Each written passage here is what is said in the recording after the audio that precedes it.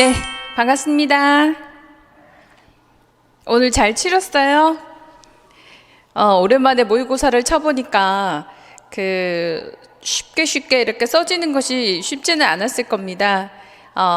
그렇다 하더라도 이렇게 정성을 기울여 가지고서 끝까지 다 써내서 너무 다행이기도 하고 감사하기도 하고 또 이렇게 내가 공부한 건 많지만 막상 이렇게 정확도를 높여가지고 써낸다라는 게 쉽지는 않구나.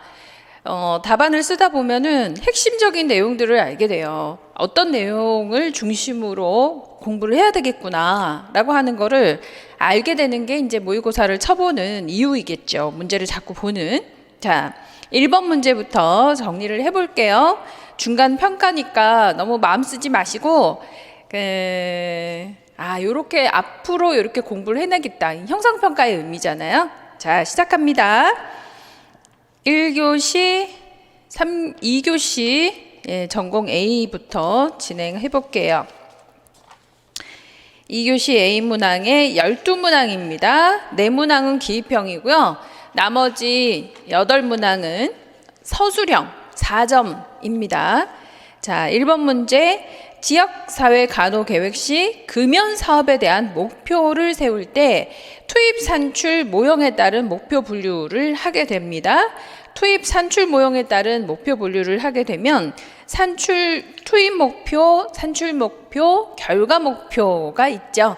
그래서 이 세 가지의 개념을 정확히 아느냐라는 거에서 여러분들이 제일 혼돈이 오는 것이 무엇일까? 나는 투입 목표를 정확히 안다.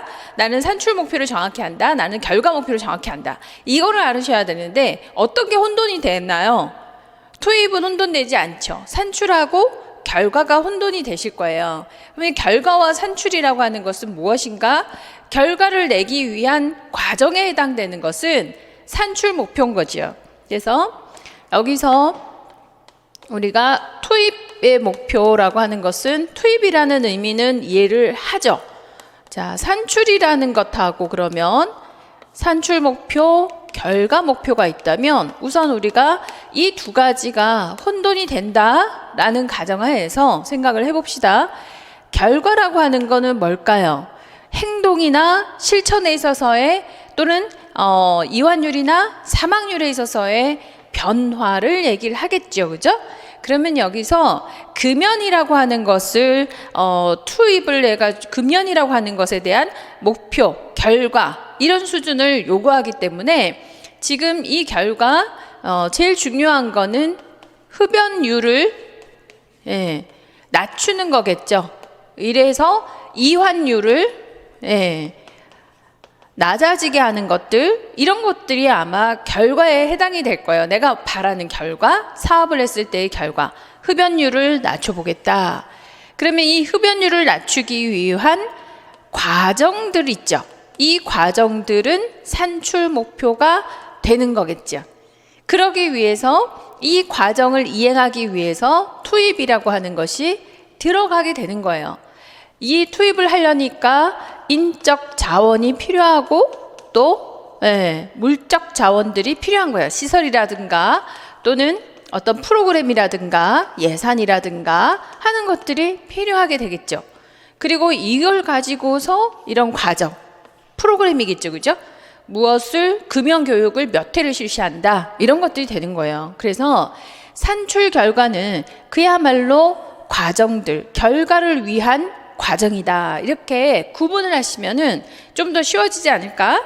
그러면 금연 먼저 이제 투입부터 확인합시다. 투입 목표가 있느냐 찾아보세요. 금연 클리닉을 2개소 설치한다라고 했습니다. 금연 클리닉을 설치한다. 이 클리닉이라고 하는 결과는 이들의 자원들을 가지고 만든 거기 때문에 얘는 과정에 해당이 되는 거죠. 그러니까 투입이 아니에요. 그리고 보건교육을 월 1회 실시한다. 자, 인적 자원을 가지고 그리고 시설을 가지고 예산을 가지고 하는 겁니다. 투입이 아니죠. 그래서 이를 가지고 보건교육을 하게 되니까 이것도 산출 목표가 되는 거고요. 그리고 흡연 모형 2종을 확보하기 위해서 1,000원을 확보한다라는 거.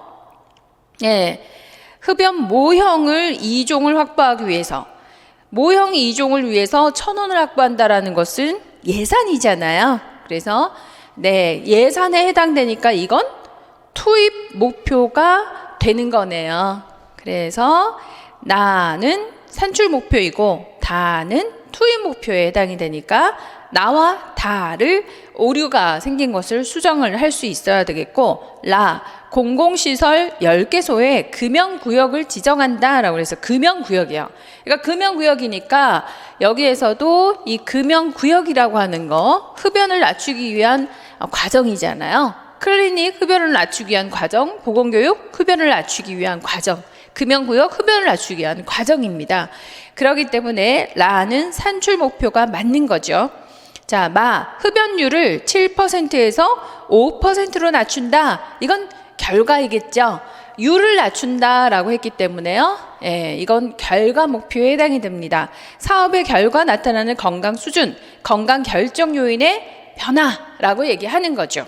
그래서 수준에 있어서의 변화, 행위에 있어서의 변화, 뭐 지식의 변화라든가 태도의 변화라든가 또는 행동에 있어서의 변화라든가 이완율의 변화 또는 사망률의 변화 하는 것들, 건강 수준과 건강의 결정 요인에 있어서의 변화는 결과 목표이다라고 생각하시면 되겠죠.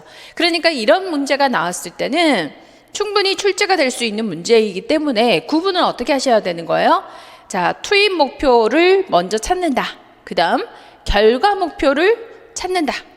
그리고 투입으로 결과를 내기 위한 과정 목표들을 찾는다. 그 과정에 해당되는 것이 산출 목표이다. 이렇게 정리하신다면 어렵지 않을 거다. 되셨죠? 오케이. 자, 이렇게 해서 두 가지 1점씩을 찾아낸다면 2점이 되는 거예요. 자, 두 번째 문제. 알츠하이머의 사례입니다.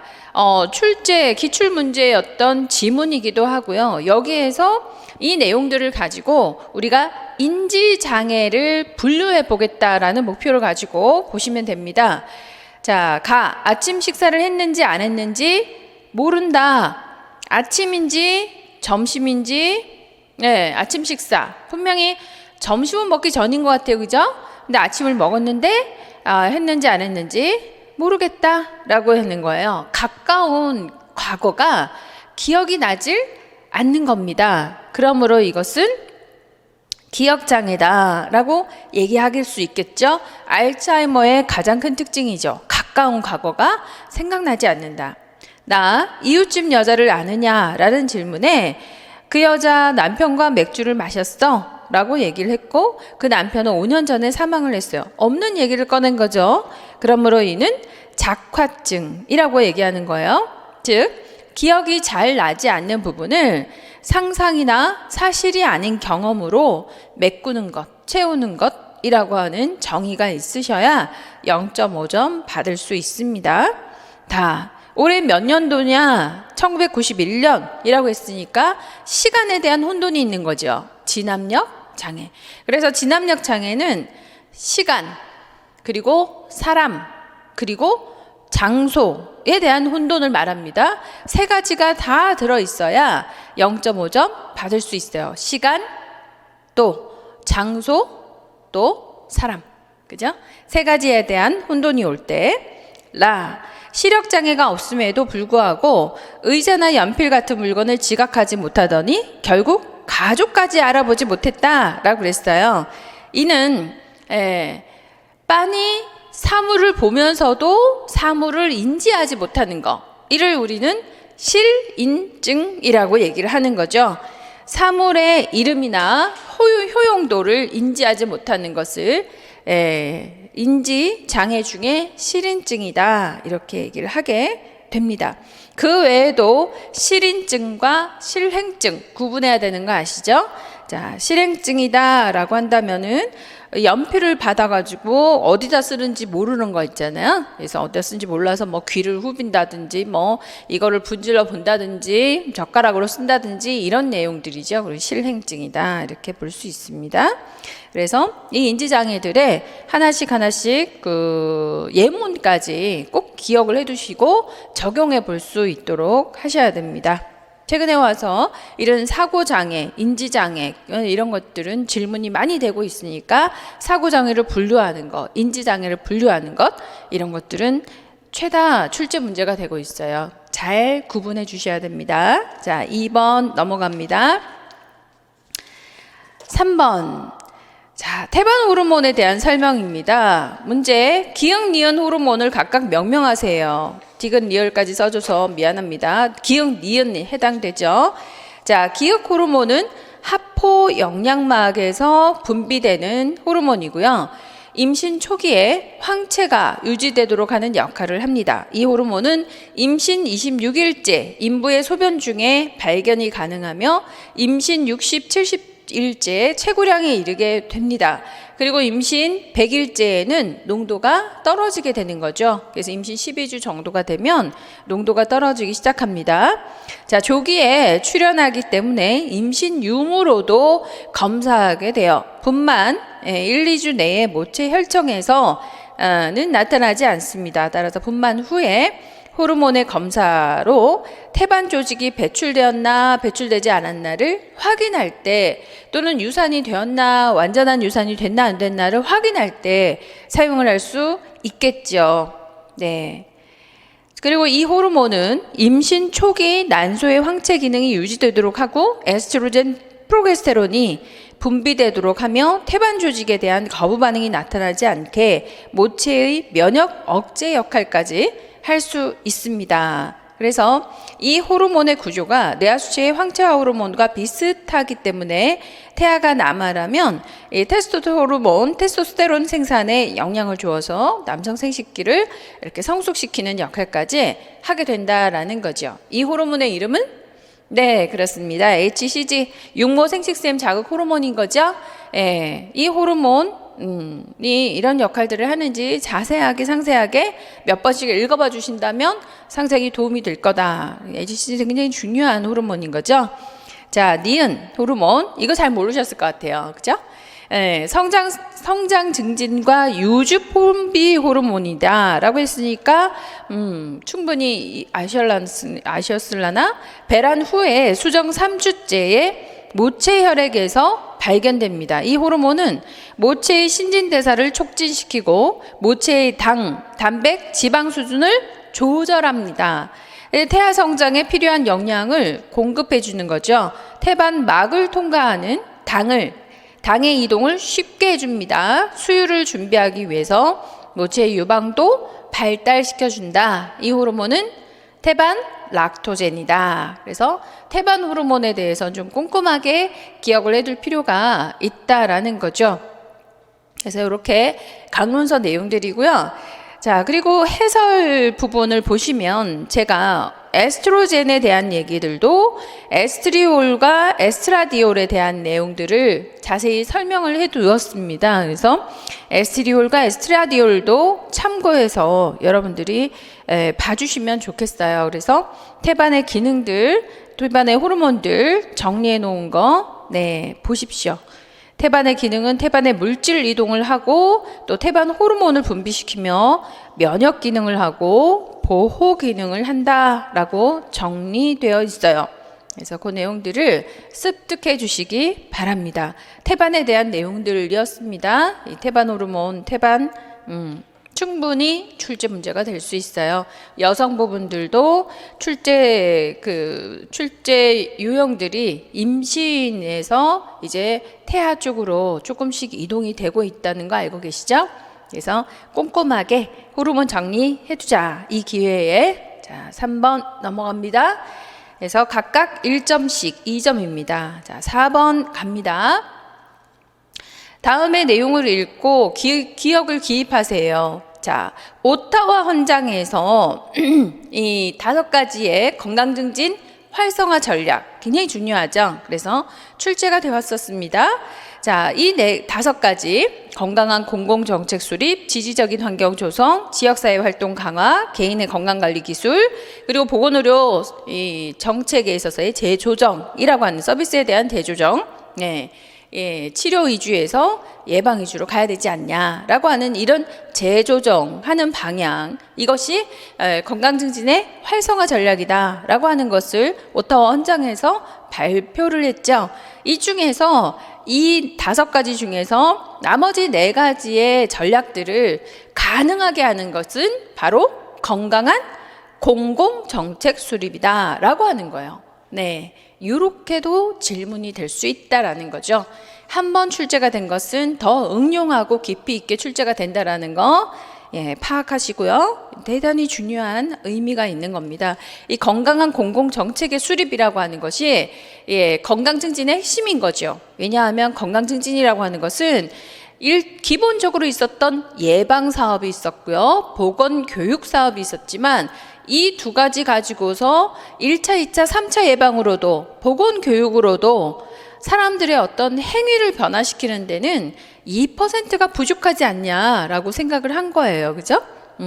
그런 개념에서 그러면 다시 질병 예방적인 차원으로 접근을 했고, 또 보건 교육적인 접근으로 또 보건교육으로 접근을 해봤고, 그런데도 뭔가가 2%가 부족하다. 무엇이 부족하다? 이건 지울게요. 건강 행위를 실천하게 하는 전략. 어떻게 하면 건강행위를 실천을 하게 할 수 있을까? 예방을 1차, 2차, 3차 예방 전략을 세워줬고, 보건교육도 해서 충분히 이 1차, 2차, 3차 예방은 주로 질병 측면이잖아요. 그죠?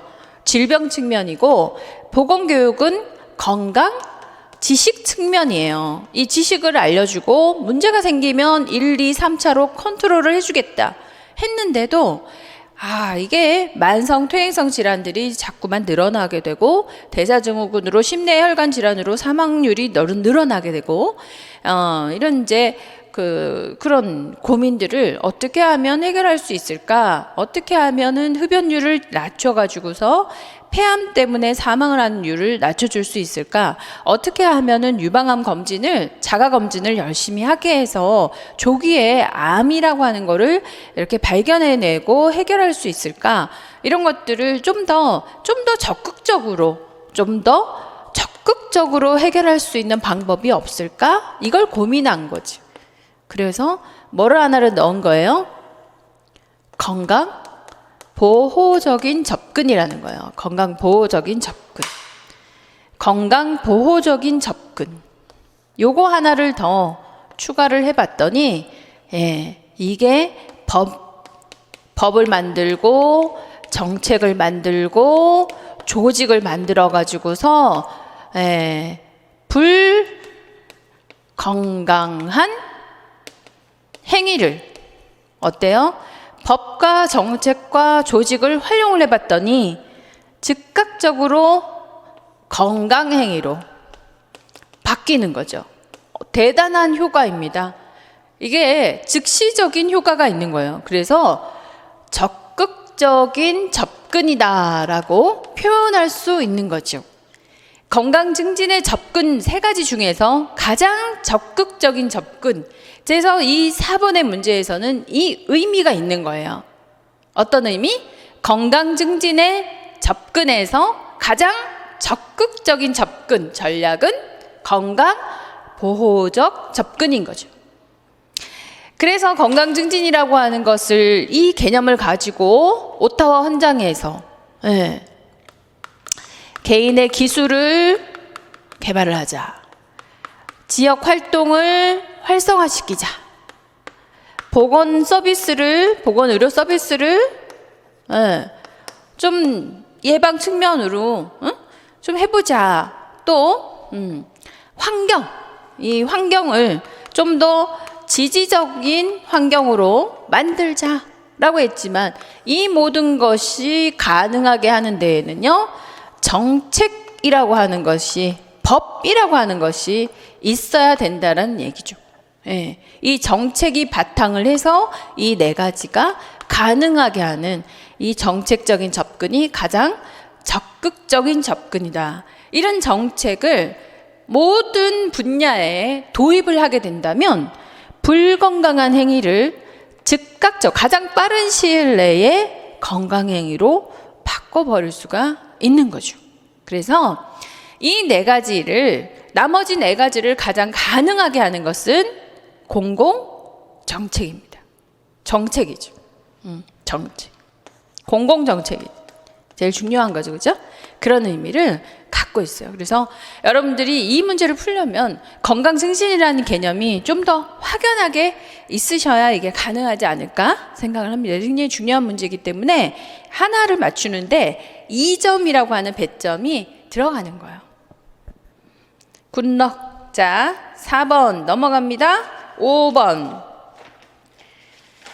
A 파트 5번 하고 있습니다. 자, 다음에 지문을 읽고 나에 해당하는 환경 호르몬, 내분비 교란 물질이죠. 쓰고 가나와 같은 환경 호르몬이 체내에서 정상 호르몬을 교란시키는 작용 기작 세 가지를 쓰세요. 환경 호르몬에서 제일 중요한 개념이죠. 그리고 이미 출제가 되었던 물질입니다. 자, 내분비계 교란 물질로 거론되는 물질 중에서 유기염소계 합성 물질이 유독 많은데 PCB라든가 DDT라든가 BHC 같은 거, 이들은 자연 속에서 쉽게 분해되지 않은 난분해성 물질입니다. 생물의 지방 성분에 잘 용해되어 있는 지용성을 가지고 있어서 생체 내 축적이 상당히 용이해진 거죠. 그래서 지방에 이렇게 내장 지방이 제일 많은 거예요. 그래서 여기에 이제 축적이 돼 있다가 한 번씩 이렇게 혈액을 돌아야 나와서 우리가 이제 굶거나 뭐 이렇게 좀 지방을 사용을 하겠다 이렇게 하면서부터 지방이 나와가지고 이제 환경 호르몬이 나와서 혈액을 돌아요. 돌다가 수용체를 가죠. 수용체를 가서 수용체를 교란시키게 됩니다. 세포 수용체를 교란시키게 되는 그 작용이 세 가지가 있다, 이런 얘기죠. 자, 나에서 그 물질은 베트남전 당시에 많이 사용이 되어서 지금까지도 그 후유증으로 굉장히 고생을 하고 있죠. 제초제, 고엽제의 주성분입니다. 지방세포에 축적되는 유독물질인데 청산가리보다 독성이 1만 배나 높고 무색, 무취의 유기물이다. 탄소, 수소, 산소, 염소 이런 것들을 포함하고 있습니다. 이 물질은 다이옥신, 그렇죠? 다이옥신이죠. 네, 이 세 가지 기전, 정상 호르몬처럼 행세를 한다. 또는 정상 호르몬을 대신해서 세포 물질과 결합을 한다. 그리고 완전히 새로운 세포 반응을 일으킨다라고 하는 것이죠.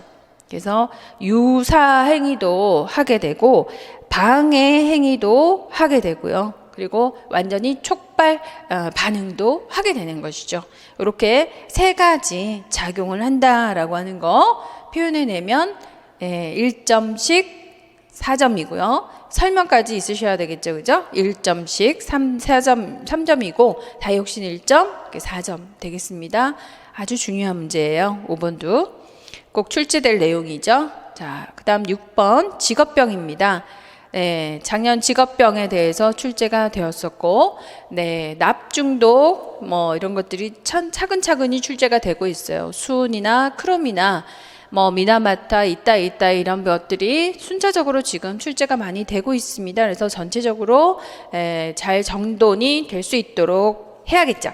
그 중에 크롬입니다. 크롬은 콘 물렁뼈에 일시에 구멍이 난 말기 증상을 앓고 있다, 이렇게 얘기하면서요. 중금속 산업재해 중에 하나인 크롬 산화물로 비중격 천공을 앓고 있는 환자들이 이렇게 많다라는 겁니다. 이거는 그 중앙일보 실제 내용들입니다. 이 김구일 씨인 경우에서 자전거 부속품, 즉 도금이죠. 크롬은 도금 작용을 하면서 이 콧물이 이제 두통이 났고 콧물이 났고 피가 흐르고 피가 묻어 있고, 그래서 나중에 코멍멍이 소리를 하게 되고 나중에 보니까 비중격이 천공이 되었더라, 이런 예인 거죠. 자, 이 중에 그러면 크롬의 급성 중독은 뭡니까? 라고 물어본 거예요. 크롬의 중독으로는 비중격 천공이 가장 유명하죠. 만성 중독입니다. 여기서처럼 김구실처럼 이렇게 오랜 동안 이런 도금 작업을 하면서 코에 염증이 생기고 헐고 이런 것들이 반복되면서 결국 비중격 천공까지 오게 되는데, 급성 중독이면 어떤 것들이 나타납니까? 납과 순과 크롬과 비소, 베릴륨 이런 이제 중독들 중에서 신장에 급성으로 영향을 주는 중독들이 있지 않습니까? 예, 그 중에 크롬 가장 강력합니다. 심한 신장 장애를 가지고 오게 되고요. 관요증이 오면서 무뇨증으로, 요독증으로 8일에서 10일 안에 사망할 수 있는 것이기 때문에 굉장히 무서운 내용인 거죠. 급성 신장장애, 요독증으로 사망할 수 있습니다. 자, 1점입니다. 그리고 크롬을 만약 먹었다, 사고로 크롬을 먹게 되었다면 응급처치로서 이걸 먹어가지고서 용량이 많으면 신장 중독으로 사망할 수 있기 때문에, 요독증으로. 네, 그래서 빨리 뭘로? 우유와 환원제로 우유 주고 비타민 C로 환원시켜야 된다라는 거죠. 항산화 시켜야죠. 우유 먹고 비타민 C 먹고 응급처치 우유 0.5 비타민 C 0.5 이렇게 1점 갑니다. 크롬 중독의 예방 방안입니다. 그 해설 부분 박스 안에 자, 고무 장갑, 고무 앞치마를 착용하는 거 격리시키는 거죠. 그리고 이거 비중격 점막에 이렇게 그 바세린 같은 거 발라놓는 거, 특히 이제 이 비중격에 문제가 많기 때문에 바세린 등을 발라놓고 고무 앞치마를 발라놓아라, 뭐 이런 정도 격리하는 부분, 이런 부분들 보호구를 착용하는 거잖아요. 그래서 그 작업 관리의 원칙에는 격리에 해당이 되겠죠. 2가지 이상이면 되겠습니다. 네, 각각 1점씩 드립니다. 4점 되겠습니다. 좀 무난하게 4점을 받을 수 있는 거죠. 무난하게 받을 수 있는 것에는 점수를 깎이지 말자라는 전략 정책이 필요합니다. 남들이 다 맞출 수 있는 거는 나도 만점을 맞고 가야 된다. 이런 문제들은 꼭 4분의 4점을 맞아줘야 되는 내용이니까 틀리는 만큼 크게 반성해야 되는 내용이겠죠. 자, 7번. 우리나라 감염위기 관리, 코로나 때문에 난립니다. 2015년 메르스 덕분에 그래도 지금의 시스템을 안착시킬 수 있었던 것이 참으로 다행이었죠. 다른 나라와 다르게 메르스라는 걸 한번 경험을 하고 나서 이 R0라고 하는 기본 감염 재생산 지수에 대한 것도 상당히 관심이 많아지게 되고, 시스템도 개발해 놓고 법정 감염병도 1급, 2급, 3급으로 구분을 해 놓자마자 코로나가 터졌어요. 그래서 전 세계에서 지금 코로나에 대한 대응책을 우리나라에서 아주 스마트하게 해내고 있다라는 평가를 받고 있고, 그 덕분에 이제 G7에도 또 대통령님께서 또 초청받아가지고 8번째 강대국으로 부상하게 된 이유이기도 하지 않습니까? 그래서 이 코로나에 대한 대책, 코로나에 대한 어떤 감염병에 대한 조절, 이런 부분들은 앞으로도 상당히 상당 기간 동안 강세가 될 거다라고 생각을 하고 있어요. 그래서 여러 측면에서 예상 문제들을 접근해 볼 수 있으셔야 되겠죠. 그 중에 이제 감염병 위기 관리에 관련된 내용들입니다. 위기의 유형은 해외 신종 재출현 감염병의 국내 유입과 확산이라고 하는 것이 첫 번째였고요. 국내 신종 재출현 감염병 발생과 확산, 그리고 태풍과 수해 등으로 인한 대규모 자연재해로 인한 감염병의 발생, 이런 것들이 이제 감염병의 위기 유형인데, 여기서 이제 관리 대상 해외 신종 감염병, 자, 가에 해당되는 거죠. 해외에 출현된 신종 재출현된 감염병의 국내 유입 상황입니다. 그래서 관리 대상 해외 신종 감염병이 뭔지를 정의해봐라 라고 하는 부분하고, 그리고 질병의 특성을 정리하면서 전파 차단 전략들인 거죠. 자, 그럼 여기서 기억, 관리 대상 해외 신종 감염병이라는 것은 정의한다. 법대로 정의를 해야 되는 거기 때문에 이거는 법대로 다 정리가 됐을 때 1점, 부분 점수 있습니다. 자, 기존 감염병의 변이, 변종, 기존에 알려지지 아니한 새로운 병원체에 의하여 발생하고 국제적으로 보건 문제를 야기하고 국내 유입에 대비해야 하는 감염병이죠. 그래서 질병관리청장이 보건복지부 장관과 협의하여 지정하는 감염병을 말합니다. 그래서 작년 이제 뭐 한 2, 3월 정도의 내용이 관리 대상 해외 신종 감염병이었죠. 코로나가. 예. 그런 의미입니다. 자, 1점이고 부분 점수 있습니다. 다음 두 번째 문제, 전파 차단 전략이에요. 전파 차단 전략에는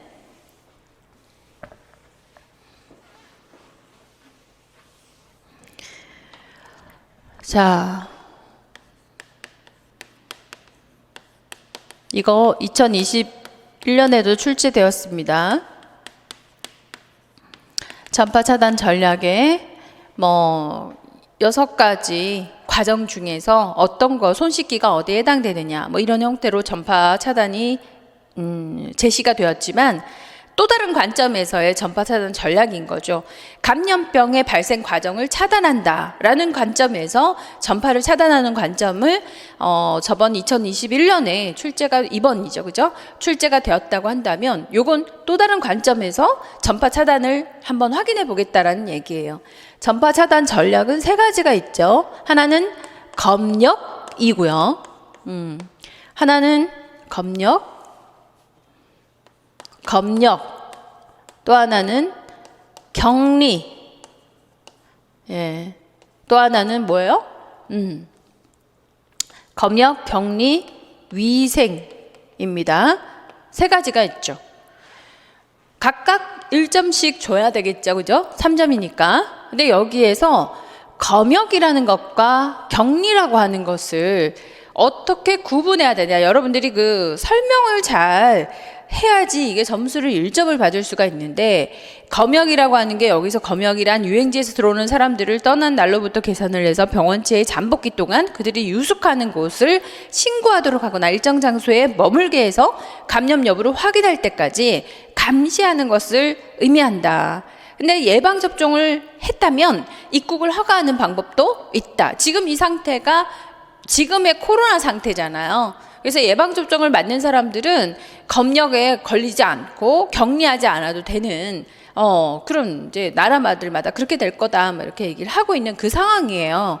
그래서 검역이라고 하는 것은, 검역이라는 것과 격리라고 하는 것은 대상자가 같다 다르다? 당연히 다르겠죠. 그걸 구분하셔야 된다는 거예요. 자, 검역은 누굽니까? 대상자가? 유행지에서 유입되는 사람이죠. 들어온 사람이에요. 그죠? 지금 감염병이 유행하고 있는 곳에서 들어온 사람이에요. 유행지에서 들어온 사람. 그러면 격리자는 누구예요? 격리를 누굴 격리를 시켜야 돼? 대상자가 환자이거나 보균자가 되겠죠. 다르지. 대상자가 달라요. 대상자 달라. 그리고 자, 검역의 내용도 다릅니다. 검역의 내용은 감시예요. 그러면 격리의 내용은 뭐겠어요? 네? 감시. 격리는 접촉을 못하게 하는 거예요. 누구하고도 접촉하지 못하게 하는 거죠. 그게 격리라고 하는 거예요. 네, 접촉하지 않도록, 접촉하지 못하게 하는 거, 이게 격리라고 하는 거죠. 그러면 검역의 기간은 언제까지일까요? 검역의 기간은 자, 언제까지? 잠복기 동안입니다. 잠복기 동안에 그 사람이 들어와서 잠복기 동안에 감시하는 거고요. 격리라고 하는 것은 환자 보균자잖아요. 언제까지 격리? 수두는 언제까지 격리? 수포가 딱지가 앉을 때까지. 딱지가 앉으면 균의 전염력이 없어지는 거죠. 그런 거죠. 이하선염은 종창이 사라질 때까지, 종창이 없으면 전염력이 없는 것이죠. 그래서 전염력이 없다라고 하는 거는 균 배출, 네? 균이 배출되지 않을 때까지, 균 배출이 없을 때까지.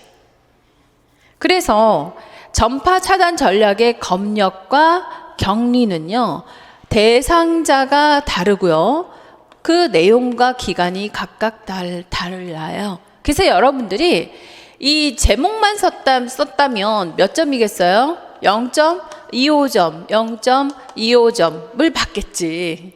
그죠? 검역, 격리, 위생 이렇게 다 썼다. 위생은 환경위생 설명해야 되고요. 환경위생 있죠. 식품위생 있죠. 개인위생 있죠. 이렇게 세 가지여야 되잖아요. 그래서 위생 하나만을 썼다. 그러면 이것도 0.25점 정도 밖에는 4분의 1이나 3분의 1점 밖에는 받을 수가 없다라고 하는 부분 점수의 내용이고요. 검역을 정확하게 설명한다면 이 세 가지가 다 있느냐? 0.25, 0.25, 0.25 이렇게 되는 거예요. 그리고 격리에 대한 설명이 있냐? 대상자, 내용, 기간 0.25, 0.25, 0.25 이렇게 이런 형태로 채점이 되는 거죠. 그래서 전파 차단 전략을 설명하라라는 문제는 뭐냐 하면 검역이라는 것과 격리라고 하는 그 내용을 정확하게 이해를 하느냐, 정확하게 이해를 했느냐, 정확하게 이해하면 이게 1점, 이게 1점인 거예요. 이게 제일 중요한 전략이라는 거죠. 이런 것들이 바로 여러분에게 제가 언제나 강조하는 키워드, 핵심 내용들입니다.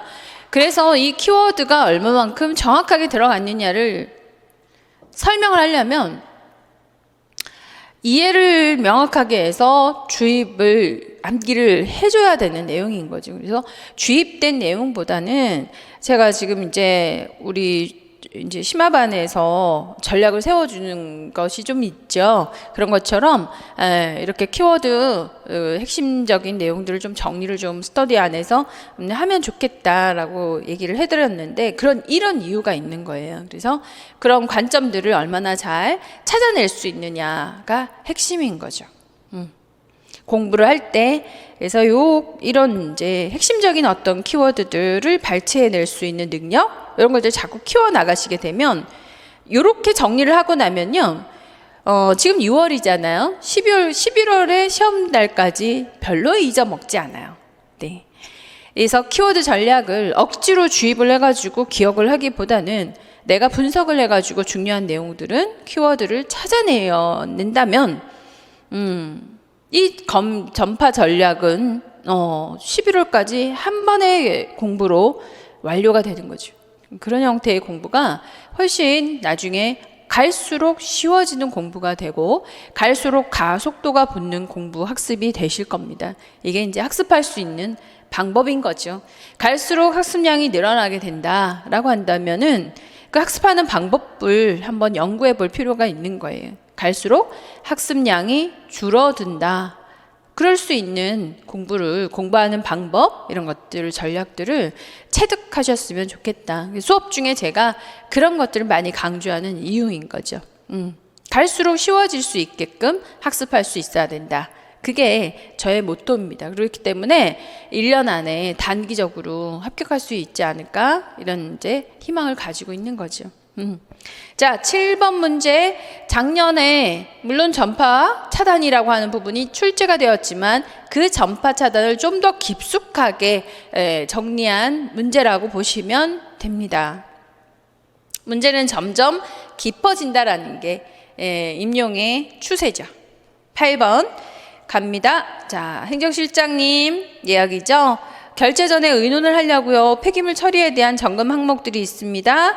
이렇게 해서 체크 점검 결과 체크합니다. 이런 것들을 우리가 평가 도구라고 얘기를 하는데 이 평가 도구가 갖춰야 되는 조건 4가지가 뭔가, 자, 이 4가지와 각각의 예를 한번 들어보아라. 타당도라고 하는 것은 측정하려고 하는 것을 충실히 측정했느냐. 예를 들어 좀 어처구니가 없긴 하지만 신장을 측정하는데 체중계를 가지고 왔다. 이런 것들은 올바른 타당도가 되질 못하겠죠. 신뢰도라고 한다면은요, 그 측정하고자 하는 내용을 얼마나 오차 없이 측정을 했는가의 내용이고요. 동일인의 몸무게를 반복 측정하였을 때 같은 측정치가 나온다. 이러면 이제 신뢰도가 좋아지는 거죠. 그러면 객관도라고 하는 거는 뭐냐 하면 측정의 결과가 주관에 의해서, 즉 평가자를 바꾼다 하더라도 같은 평가 결과가 나와야 된다라는 거예요. 신뢰도는 같은 사람이 여러 번 측정을 하더라도 같은 값이 나왔을 때를 말하는 거고요. 객관도는 측정자, 평가자를 바꿔요. 바꿨음에도 같은 결과가 나온다라는 것이죠. 그래서 답안지, 그러니까 이 답안지를 A라는 평가자가 평가를 한 거하고 B라는 평가자가 평가한 거하고 점수대가 같아야지 이게 객관도가 높다라고 하는 것이고, 신뢰도는 같은 평가자가 홍길동의 채점을 신의원이 평가했는데 여러 번 채점을 해도 같은 값이 나와야 되는 거고, 홍길동의 채점을 신의원하고 춘향이가 측정을 했는데 같은 값이 나오는 건 객관도라는 얘기인 거죠. 그런 예를 제시를 해봐라. 이 문제에서는 신뢰도와 객관도를 얼마나 정확하게 여러분들이 알고 있는가를 보기 위해서 예를 들어보라고 했기 때문에 그 예에서 점수대가 0.5점씩이 있는 겁니다. 실용도는 다음번에 신뢰할 수 있고 타당도, 평가도, 객관도가 높아서 다음에 다시 한번 사용할 수 있는가. 자, 그렇지만 거기에 해당되는 또 결점이 있죠. 뭐냐? 경비와 인력이 많이 필요하다면, 동원되는 자원이 경비가 좀 더 많다면 다음에 활용하기가 어렵다. 그래서 동원 가능한 자원에 대한 이야기가 실용도 안에 들어가야 됩니다. 그래서 그런 것들이 들어갔느냐에 따라서 또 0.5점 플러스 점수가 표현이 되겠죠. 그래서 단순한 어떤 용어에 대한 정의, 평가할 것을 얼마나 평가했는가, 이것만으로는 0.5점 밖에는 받을 수가 없고요. 그 예를 통해 가지고서 이 내용의 의미를 정확히 이해했는가를 보고 0.5점을 더 주겠다라는 거니까 그 예문을 잘 파악을 해가지고 여러분들이 채점을 해주시길 바래요. 중요한 내용인 거죠. 자, 8번 4점입니다. 자, 그래서 체크리스트나 행동 목록표나 이런 것들이 이 평가 도구 안에 포함이 되는 내용이고, 체크리스트, 행동 목록표가 많이 출제가 되는 이유죠. 자, 9번입니다. 9번 문제 봅니다. 백교사. 나이 57세, 27부터 교사 생활을 해왔습니다. 여름부터 종아리에 실핏줄이 보였어요. 그래서 복제정맥 판막부전증이다. 이렇게 얘기를 합니다. 좀 이따가. 그래서 복부제정맥 종아리에 실핏줄이 보이고 혈관이 블록블록, 다른 증상으로 뭐가 있냐. 그래서 보이는 것만 있고 증상들, 나머지 주관적인 증상을 물어봤거든요. 4개 이상 쓰라고 했으니까 0.5점씩 4개 이상이 돼야 될 것이고, 임신 했을 때도 경험한 적이 있고, 지금 BMI가 29입니다. 그래서 비만 상태이고요. 앉을 때마다 다리를 꼬고 앉는 습관이 있다라고 얘기를 하죠. 규칙적인 운동은 또 하고 있지 않고, 그래서 좋은 습관, 생활 습관으로서 고탄력 압박 스타킹을 권장했어요. 자, 여기서 병원 검진 결과 시진도 했고 촉진도 했고 청진도 했다라고 하는데, 시진의 검사로서는 어떤 게 있고, 촉진의 검사로는 뭐가 있고, 압박 검사도 있고, 청진의 도플러 검사도 있고, 이런 시진, 촉진, 청진의 정맥류를 검사하는 내용들도 굉장히 중요하죠. 그래서 이 문제에서는 하지 정맥류라고 하는 거 있잖아요. 복제 정맥 판막 부전증입니다. 판막 부전증. 한 번 출제가 되었지만 한 번 더 출제될 가능성이 굉장히 높은 질병이죠.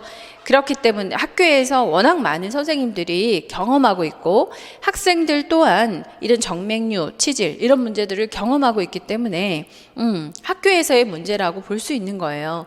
그렇다면 이 주호소나 증상에 관련된 내용이 출제되거나, 건강 습관에 관련된 내용이 출제가 되거나, 또는 병원 검진의 내용이 출제가 되거나, 또는 하지 정맥류의 좋은 습관에 대한 것이 출제가 될 때 우리가 예상해 볼 수 있는 것은, 그냥 건강 습관 몇 개를 쓰라, 교육 내용 몇 개를 써라, 좋은 습관을 몇 개를 쓰라, 또는 좋지 않은 습관을 몇 개를 쓰라, 이거는 10년 전에 출제 유형이었던 거고, 지금은 이런 형태로 출제가 될 수 있다라는 거예요. 다리 꼬지 마. 다리 꼬지만 찬혁이가 만든 노래도 있지만, 예. 자, 다리를 꼬고 앉지 마라. 이게 하지 정맥류에서 굉장히 중요하고, 탄력 스타킹을 신어라. 이게 굉장히 중요한 거는 일반인들도 알아요. 일반인들의 상식을 여러분들한테 질문할 리는 없잖아요. 안 그래? 일반인들한테 질문할 내용들을 여러분들한테 좋은 습관을 써봐라, 이런 문제가 나오겠냐고요. 이런 문제 안 나와요. 그럼 뭐가 나오냐? 다리를 꼬고 앉는 게 하지 정맥류에 어떤 영향을 미치냐, 이걸 물어보고 싶은 거죠. 그걸 설명할 수 있어야 의학 상식인 거죠. 자, 시험의 출제 문제는 자꾸 일반적인 건강 상식에서 더 깊어지면서 자꾸 의학적인 상식을 묻는 질문들이 쏟아지고 있습니다. 그래서 여러분들이 어려워하는 거예요. 의학도들인데 어려워하는 거예요. 어려워할 일이 아니라 알아야 할 내용인 거죠. 그렇지 않나? 네. 그래서 그런 부분들을 짚어가지고 질문을 하는 거예요. 그래서 여러분들이 공부를 할 때 성인 간호학이든 여성이든 간에 뭐 아동이든 간에 우리가 출제를 예상을 한다라고 한다면은 그 아래에 더 깊이 있는 부분에서의 중요한 부분이 뭐가 있을까를 짚을 수 있으셔야 돼. 의학적인 상식을 알고 계셔야 되는 거예요. 시간이 부족하다? 그럼 시간을 더 내세요. 시간을 더 투자를 해서 더 많이 공부를 하시면 돼요. 그렇지만 관점이 중요한 거죠. 어떤 유형들을 먼저 공부를 하느냐, 우선순위를 둬서 공부를 하고 거기에 관련해서 어느 깊이까지 공부를 해야 되는가, 이 부위 범위를 안다면, 그걸 안다면 조금 더 시간을 단축시킬 수는 있어요. 공부하는 전략이 세워진다면. 그런 것들을 제가 여러분들한테 세워줄 수 있다라는 얘기인 거고요. 그 전략, 좀 더 짧은 시간 안에 깊이 있게 그 분량을 좀 줄여줄 수 있는 거, 그런 것들이 제가 있는 이유인 거죠. 그래서 이 부분은 여기까지 공부해라. 어느 부분이 중요하다? A라고 하는 부분? 전체 이 성인 파트다라고 한다면 심혈관 질환에서 중요한 것들, 심혈관에서 중요한 질병들 있잖아요. 이 A라고 하는 이런 부분들을 먼저 항목을 찾아내고 이 깊이의 정도를, 이 깊이의 정도를 이렇게 판별해 주는 거, 이게 필요하다라는 얘기예요. 이 A라는 항목을 찾아내 주는 거, 항목만 찾는 것이 아니고 이 항목을 찾아가지고 그 깊이를 조절할 수 있어야 된다. 요 수준을 맞춰 주어야지 그 다음 이 전략이 맞아가야 되는데, 이 전략은 수업 중에 제가 여러분들하고 문제풀이 하면서 모의고사 하면서 이 깊이 조절을 해주겠다는 얘기잖아요. 그죠? 그래서 요런 거 해줄 때 잘 머릿속에 이렇게 넣어두셨다가 체크해 놓으셔야 되는 거죠. 체크해 놓으셨다가 이 부분을 이만큼만 공부하면 되는구나 라고 하는 전략들을 세워나가시면 여러분들한테 굉장히 큰 도움이 되시겠죠. 그죠? 그런 것 중에 이제 한 문제예요. 그래서 하지 정맥류 나왔잖아. 그러면 주호소는 뭐야? 건강 습관은 뭐야? 불건강한 습관은 뭐야? 그리고 좋은 습관은 뭐야? 이렇게만 외워가지고는 이 문제를 풀 수가 없는 거예요. 무슨 말인지 아시겠죠? 그래서 그 깊이가 어느 정도인가를 알고 접근하는 데 있어서 건강상식 노노노, 일반적인 건강상식 노노노, 의학적인 상식으로 접근해라. 이게 필요한 거죠. 됐죠? 자, 다리 꼬고 앉는다가 하지 정맥류에 미치는 영향은 뭐예요? 증상부터 할게요. 첫 번째 문제, 복제 정맥 판막 부전증을 의심할 수 있는 주관적인 증상. 우선 다리에 이게 역류가 되어가지고서 역류가 올라가야 될 혈류들이 내려와 있고 부어져 있고 무겁죠. 그리고 조금만 움직여도 피로해지기가 아주 쉽다, 무겁다, 피로하다. 그리고 늘어나니까 옆에 있는 신경을 누르면서 통증이 생기잖아요. 아프다. 이게 주증상이지 뭐겠어요. 무겁다, 피로하다, 아프다. 이게 주증상이겠죠. 그리고는 이 밤에 근경련과 저리고 경련이 일어나고 근육의 변화 있잖아요. 근육들이 아프니까 수축되고 쥐가 나고 위축되고 딱딱해지고 저리고 하는 부분도 있죠. 신경을 누르면서 하는 부분. 그래서 무겁다, 피로하다, 아프다, 그리고 근육의 변화, 쥐가 난다. 이게 핵심적인 4가지의 증상인 거죠. 그런 증상들을 찾아낼 수 있으셔야 되는 거예요. 0.5점씩 2점입니다. 그리고 나머지 뭐 이렇게 가려움이 생긴다, 색소 침착이 생긴다, 궤양이 생긴다 이런 문제는 0.5점을 주기는 어려워요. 부분 점수죠. 주 답이 0.5점이고요. 그리고 부답이라고 해야 되는 거겠죠. 부수적인 답들은 0.2점, 0.3점 이렇게 떨어지게 돼요. 그래서 여러분들은 가지수를 맞췄다고는 하지만 결국은 나중에 점수가 내가 생각했던 점수하고 채점한 점수하고 달라질 수 있다 없다? 있어요. 충분히 채점을 하고 나면 점수가 달라져요. 내가 예상했던 점수가 아니야. 단순 암기를 했던 거하고 실제적으로 의학 상식이 명확해서 증상을 쓰는 것하고는 점수가 달라요.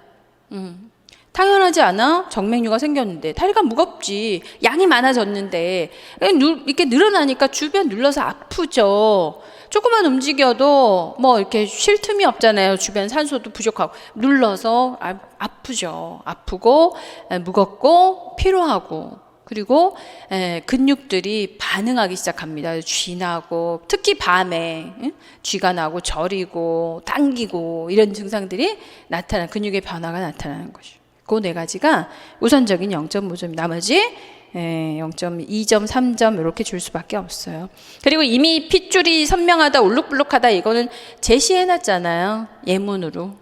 그런 것들이 보였을 때 실제적으로는 정맥류의 증상은 요 네 가지죠. 저리다, 무겁다, 아프다 하는 것들이잖아요. 그죠?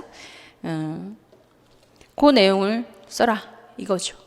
그리고 자, 다리 꼽니다. 스라 부위를 압박해서 대정맥에 눌려서 혈류가 심장으로 올라가는데 장애가 발생합니다.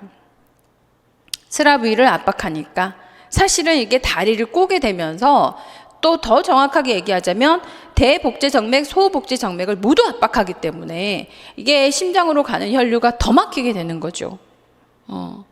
그러려면 해부학적인 상식이 있으셔야 됩니다. 자, 임신을 해도요, 대정맥이 눌려서 하지의 혈류가 심장으로 올라가는데 장애를 받게 되는 거죠. 이러면서 혈류 팽창으로 혈류량의 증가로 인해서 원웨이 밸브가 흔히 손상을 입는다. 자, 비만은 조금 다릅니다. 순환되는 혈액량이 높아지면서 하지 정맥벽에도 지방이 축적되고 혈액순환에 방해가 옵니다. 그래서 비만은 조금 다른 의미를 갖고 있는 거예요. 그런 것들을 의학적인 상식으로 여러분들이 답을 잘 썼을까?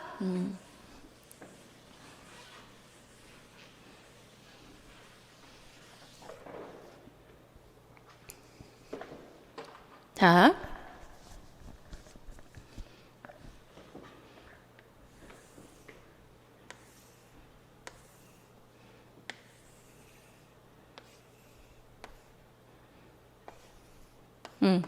다리가 이렇게 있으면은요, 우리가 꼭 해부학적으로 생각해야 될 게, 이렇게 합시다. 빨간 걸로. 요게, 신부정맥이라고 합시다. 신부정맥. 제일 중요한 정맥이죠. 자, 신부정맥이에요. 제일 중요한 정맥이 이렇게 쭉, 신부정맥. 대퇴정맥이라고 그러죠. 네. 대퇴정맥인 신부정맥. 제일 중요하죠. 신부정맥이 있고, 여기에 이렇게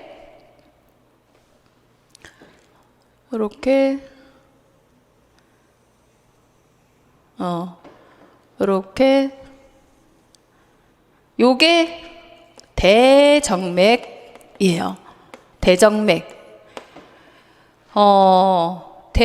대복제정맥. 복제정맥 판막 부전이잖아요. 대복제정맥이죠. 이게 대복제정맥이고, 그다음에 이렇게 안쪽으로 요게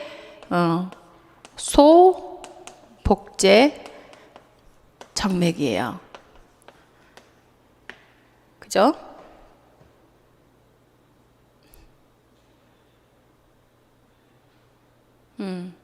소복제정맥, 대복제정맥.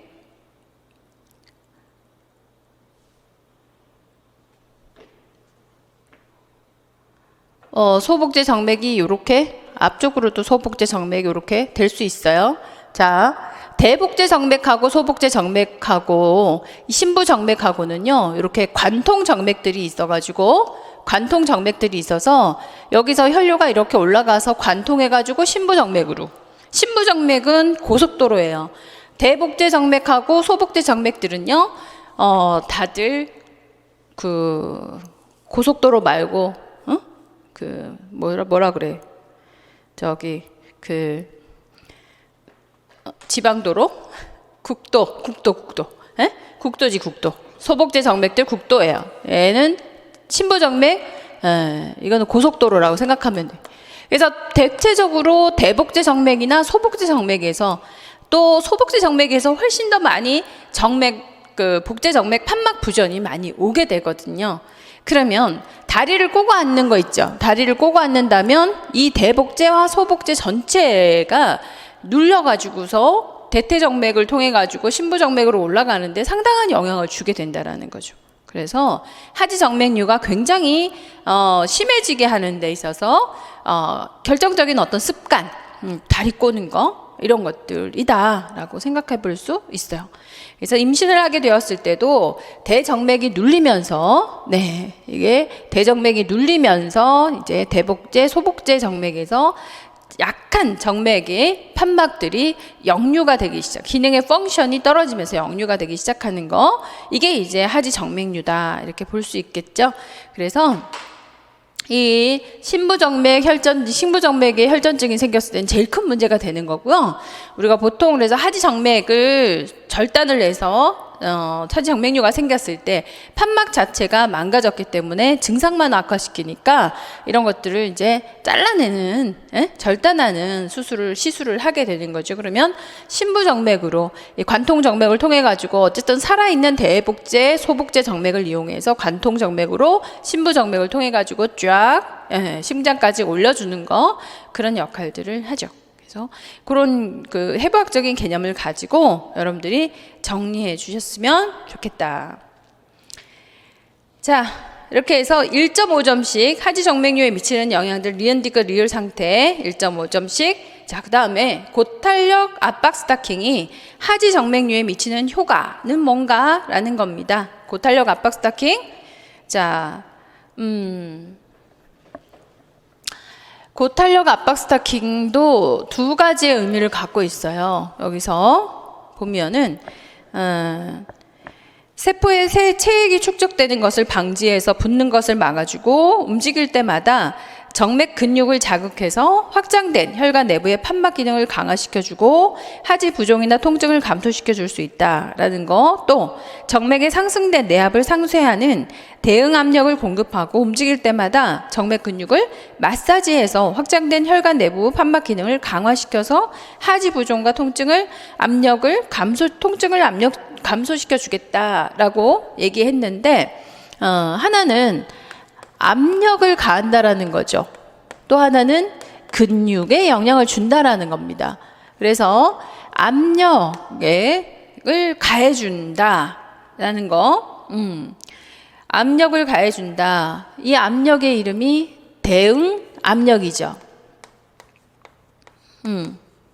자, 여기에서 소복제 정맥에 역류가 생겨서 물이 여기에 고여 있지 않습니까? 물이 여기 고여 있는 거, 이를 우리가 부종이라고 얘기를 하게 되는 거죠. 그래서 이런 이제 하지부종이라고 하는 거, 하지부종, 혈관이 부종, 정수압이 상승해 있는 거, 정수압의 상승, 이렇게 되어 있는 상태에서 대응 압력, 이 부종에 대한 대응 압력을 줌으로 인해서 체액의 축적이, 그래서 제가 부종이라고 하는 정의를 써놨어요. 이 체액 축적이죠. 그죠? 체액 축적이 된 게 부종이에요. 체액의 축적을 낮게 해주게 되겠죠. 그죠? 체액의 축적을 방지해주게 됩니다. 그래서 하지 부종을 개선시킬 수 있는 거예요. 그죠? 하지 부종 자체가 개선됩니다. 주증상이었잖아요. 부종 때문에 무거운 거. 이게 부종, 물체여가지고서 무겁다. 그렇잖아요? 저린다. 그리고 무겁기 때문에 체액 축적 때문에 주변 눌러가지고 통증, 다리 아프다, 이게 전부 다 하지 부종 때문이니까 대응 압력을 준다라는 건 굉장히 중요한 내용인 거죠. 체액 축적을 감소시키고 하지 부종을 개선하게 됩니다. 그리고 그 탄력 스타킹을 신음으로써 근육에도 영향을 주게 되는 것이죠. 근육의 그 마사지 역할도 하게 되고요. 판막의 기능을 도와주는 역할도 하게 되는 거죠. 판막 쪼아주니까, 그죠? 그래서 여러분들이 표현해 주실 때 이런 고탄력 압박 스타킹을 신는 이유는 압력을 행사하는 것과 근육에 영향을 주는 것, 이렇게 두 가지로서 답을 했느냐를 보고 채점을 해주는 거예요. 쉽지 않은 내용입니다. 의학상식이 명확히 있어야만 가능한 문제인 거죠. 자, 그래서 뭐 근육을 압박시켜준다. 근데 그 고탄력 압박 스타킹을 신으면 하지 정맥류에 미치는 효과를 설명하라 하면 여러분 답들이 대부분 뭘 쓰겠어요? 하지 부종을 개선시켜준다. 이것만 얘기하거든요. 하지 부종을 개선시켜준다는 결과지. 이것만 써가지고는 이건 건강 상식이죠. 요것만 쓰고 1점을 여기 토탈 0.5점이거든요. 이것만 쓰고 0.5점 택도 없습니다. 이거 0.25? 네, 0.25 있어요. 하지 부종 개선은 글쎄 추가 점수 0.1점 정도 주려나? 뭐 그런 정도인 거죠. 의학적인 과정을 얘기하는 게 훨씬 더 중요해 보이지 않습니까? 이게 중요한 거지 결과만 얘기한다고 해가지고 점수를 다 줄 수는 없는 거예요. 그래서 여러분들의 답들을 보시면서 언제나 반성해야 돼. 이 내가 건강 상식만 쓴가? 이게 일반인들도 쓸 수 있는 문제인가? 아니면 내가 정말 그 과정 속에 있는 의학적인 상식을 열심히 표현을 했느냐? 한번 항상 답을 쓸 땐 그 생각을 하세요. 내 답을 보고. 그러면 점수가 나와요. 그러면 어떻게든 의학적인 상식을 동원해서 그걸 표현해내려고 노력을 하셔야 되는 거예요. 그래서 시험을 칠 때는 시험의 결과, 시험의 답을 보려고 자꾸 애를 쓰지 말고 시험의 과정 속에서 내가 얼마만큼의 답안을 정확도 있게 뭐를 써낼 수 있느냐, 여기에 집중하시는 게 맞아요. 자꾸 집중하셔야지 내가 무엇을 모르고 있다라는 걸 알게 된다는 거죠. 어느 정도까지 내가 공부하거나 이 습관도 알게 된다니까요. 내가 결과만 보고 결과 정도만 의학적인 상식이 아니라 건강 상식 정도로만 자꾸 공부를 하고 있구나. 그런 나를 빨리 봐야 의학 상식에 도전을 하죠. 나 자신을 아는 거, 그게 우선입니다, 여러분. 그래야 되지. 자꾸 결과만 보고 나를 괴롭히지 마세요. 과정이 생략돼 있는데 결과가 좋을 리가 있나? 안 그래요? 그런데 자꾸 결과 중심으로 여러분들이 공부를 해가지고 건강 상식에만 매달려 있으니까 결과가 좋을 리는 없는 거잖아요. 과정이 빠졌지. 그런 나 자신이 알아야 되는 거, 그게 먼저죠.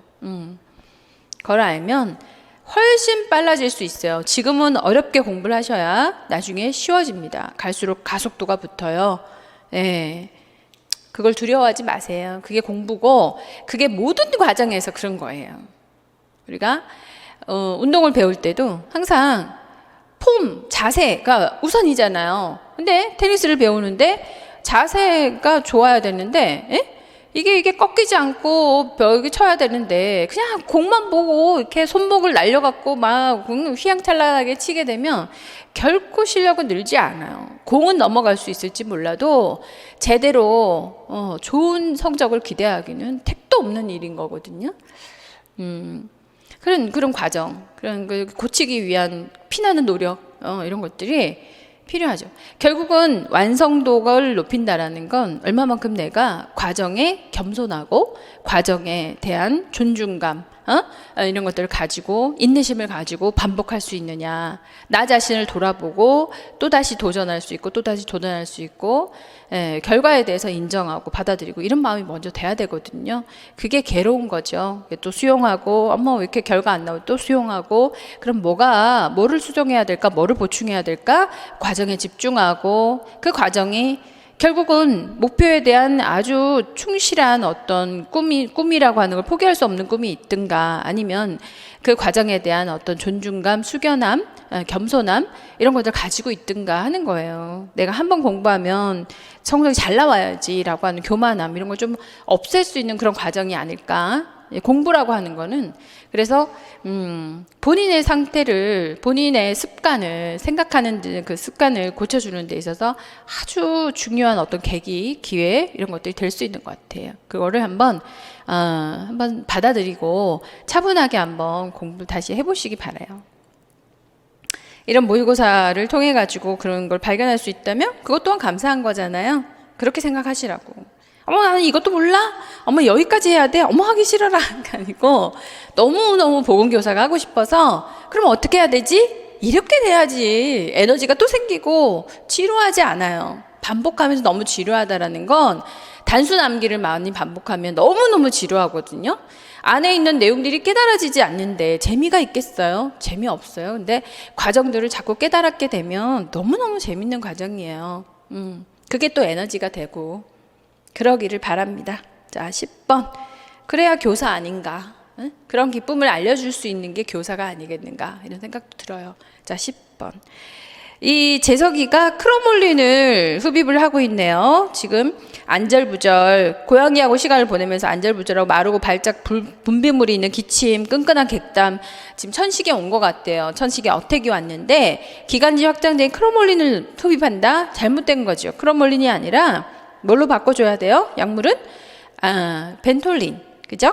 알부테롤, 기관지 확장제를 줘야 되겠죠. 이 클로몰린은 비만세포 안정제다. 요렇게 쓰면서, 그래서 항원에 노출되기 15분 전에 투여를 하면 예방 효과가 있다라는 이유들을 써준다면 약물 수정합니다. 1점, 그 이유 1점 이렇게 돼서 2점입니다. 그리고 환경해적인 자극물질을 피하라. 지금 고양이 개념이 없잖아. 고양이 털 이런 것들이 문제가 되니까 그 외 미세먼지들 특히 건조한 공기, 극단적인 온도의 변화 이런 것들이 우선적으로 옵니다. 그죠? 그리고 감염, 스트레스, 긴장, 그리고 약물 이런 것들. 그래서 그런 그 약물들까지 교육이 돼야 되겠죠. 그런 것들 중에서 4가지 우선적으로 4가지 0.5점씩 2점 갑니다. 좀 더 쉬운 문제죠. 그래서 10번 문제 쉬었다 가는 문제일 수 있고요. 이런 문제는 4분의 4점 도전하셔야 되는 거죠. 자, 9번 문제 어려웠고요. 10번 문제 쉬웠습니다. 하지만 9번 문제에서는 변별력이 확실하고요. 9번 문제에서는 10번 문제에서는 실수가 없어야 되는 문제들이죠. 그런 정도로 구분하시면 되세요. 자, 11번 갑니다. 어제 담석증으로 언니가 고생을 했대요. 자, 담석이 생기는 병의 생리적인 근거, 기억에 대한 답. 담즙이 생기는 데 있어서는요. 자, 그 근거가 되는 게 병의 생리적인 근거가 담낭 내 담즙은 3인자의 용해성 차이에 의해서 생성이 됩니다. 담석은 이 3인자 콜레스테롤과 인지질과 담즙산이라고 하는 것의 용해 차이로 콜레스테롤은 담즙산에 잘 녹아요. 그리고 인지질은 콜레스테롤의 용해도를 증가시키는 거죠. 인지질이. 그래서 용해도가 좋아지죠. 그리고 담즙산은 콜레스테롤을 직접 용해시킵니다. 그래서 이 용해성에 문제가 생겼을 때, 즉 콜레스테롤이 너무 많거나 인지질이 너무 작거나 담즙산이 작다 이렇게 된다면 콜레스테롤 결석이라고 하는 것이 발생될 수 있는 거예요. 그래서 우리가 과식을 많이 하시는 분, 또 지방질을 많이 먹으시는 분들이 결국은 담석이 많이 생긴다 그런 소양을 갖고 있기 때문에, 그러면 인지질을 많이 먹게 되면 어떨까요? 그럼 콜레스테롤이 잘 용해될 수 있겠죠. 뭐 이런 현상들. 그래서 인지질, 즉 인지질이 어디에 많아요? 깨라든가 또는 그 레시틴이 많은 거, 깨, 호두, 뭐 이런 지방질을 많이 먹게 되면 오히려 용해시켜 줄 수 있는 거, 오메가3 이런 것들이 용해시켜 줄 수 있는 거죠. 근데 포화지방 같은 거, 뭐 삼겹살에 기름 뭐 이런 것들을 많이 먹게 되면 결국은 콜레스테롤이 많아지는 거죠. 결국 담석이라고 하는 것은 이런 삼인자 콜레스테롤과 인지질과 담즙산들의 용해성의 차이가 나면서 담석이 생기게 되는 겁니다. 그렇기 때문에 40대 이상의 비만자 그리고 과식하는 사람, 지방질을 많이 먹는 사람에게 담석이 자주 생긴다 이렇게 얘기할 수 있는 거죠. 자, 그 근거 콜레스테롤, 인지질, 담즙산으로 설명해 주셔야 되겠죠. 용해성의 차이 해서 그 내용 0.25점씩 1점. 자, 통증에 산통의 병리적인 이유, 통증인 산통, 콜릭 페인이 나타날 만큼 통증이 아주 심하다라는 거죠. 자, 담석이 생겼어요. 담낭이 팽창됩니다. 그죠? 담즙이 빠져나가지 못하니까 담낭이 팽창되겠죠. 그런데 담즙을 수축시키려고 담관을 수축시켜야 담즙이 나가니까 담관이 수축되죠. 자, 담석이 생겼어요. 막혔어요. 그러면서 담즙이 정체되니까 팽창됩니다. 거기다가 담관은 빼야 되니까 수축합니다. 이것 때문에 담석통이 생기는 거죠. 산통이 생기는. 엄청 이 결석이 꽉 막고 있는데 팽창도 되어 있고 수축도 시키니까 너무 아픈 거예요. 그래서 그 세 가지를 다 설명해 주셨을 때 1점 받을 수가 있어요. 자, 그리고 이에 대한 증후군은 머피사인이고요. 머피사인은 우측 늑골화를 촉진하였을 때 심호흡을 하도록 하게 되면 압통을 호소한다. 요거죠. 요거 1점. 자, 그리고 피부, 소변, 대변에서 총담관 폐색징후. 자, 피부에서는 황달, 소변에서는 짙은 소변색, 대변에서는 회색빛 변이죠. 요 회색빛 변도 왜 나오는가에 대한 설명을 또 나중에 질문하게 될 겁니다. 여기에 대해서는 제가 또 자세하게 의학적인 상식으로 질문을 많이 해드릴 거예요. 출제 예상됩니다. 그죠? 자, 그렇게 1점. 그렇게 해서 4점 정리합니다. 네, 11번 문제 만만치 않을 거예요. 자, 12번. 모자보건 사업의 주요 지표죠. 모성 사망이라는 것이 사고 우연 우발적인 것이 아니라 임신, 분만, 산정관리, 즉 상과적인 합병증, 임신, 진통, 산후로서 그렇게 사망이 되었다라고 하는 범위들이 직접적인 원인들이 있잖아요. 네, 직접적인 원인들 그리고 직접 상과적인 사망 그리고 간접 상과적인 사망. 네. 이런 이제 빈혈, 당뇨, 심장질환, 신장질환, 결핵, 마취와 같이 기존의 질병 임신 중에 발전하고 직접 사인은 아니지만 임신으로 인해서 악화된 것까지는 포함을 할 수 있는 거죠. 그래서 범위라고 하는 거는요, 모성 사망의 정의 안에 범위, 자, 우연 우발적이 아니다라고 하는 거 0.5, 직접 상과적인 사망, 간접 상과적인 사망. 요렇게 0.5점씩 포함이 돼요. 요게 벌써 1.5점이 됩니다. 그리고 모성 사망비, 모성 사망률 0.5점씩 산출 공식 맞으셔야 되죠. 2.5점. 자, 그리고 1.5, 0.5점씩 맞죠? 2.5점.